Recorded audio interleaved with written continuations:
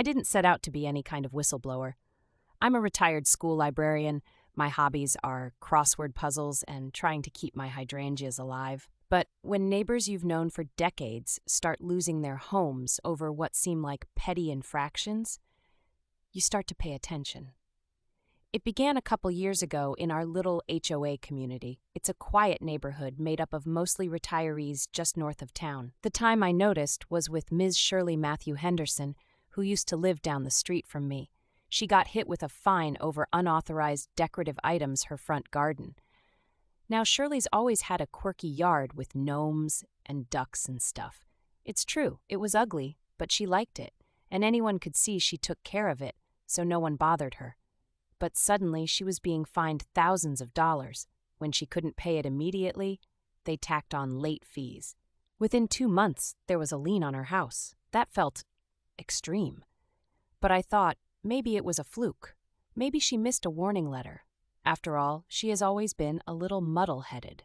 Then it happened again to the Ruiz family down the block. They'd apparently built a short fence years ago without the right permit. They were given 10 days to fix it or face legal action. They've been there since the early 90s. They don't bother anyone. What started bothering me was how fast everything was escalating. These weren't just citations and warnings. The HOA was moving quickly to place liens and start foreclosure proceedings. And then, and this is what really made me dig in, the houses would go on the market almost immediately, and they were always being sold through the same real estate firm. I'm a librarian. I noticed things like that.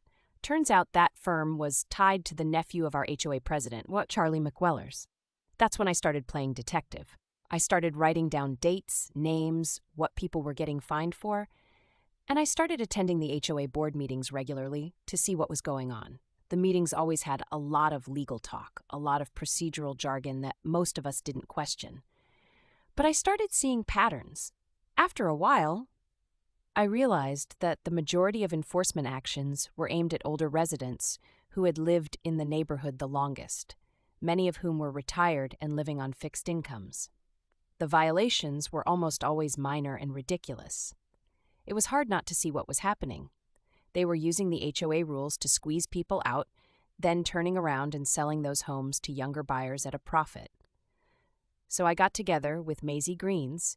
She's a retired paralegal, and she helped me organize what we found. We printed out sales records, screenshots of HOA communications, board decisions, and then we decided it was time to go to the authorities. I felt like Sherline Holmes when we brought everything we had to the Police Financial Crimes Unit Department, and after they reviewed the documents, they opened an investigation. From what I understand, they found enough to issue subpoenas. Within a few months, McWellers and several board members were arrested for fraud, conspiracy, and elder abuse, so we elected a new board last fall, folks who actually live here and know us. Some of the homeowners who'd been pushed out have gotten settlements. Not all of them came back, though. I guess what I'd say is, people need to pay attention, and if you see something happening, don't assume it's isolated, because if you keep quiet about it, it might end up happening to you too.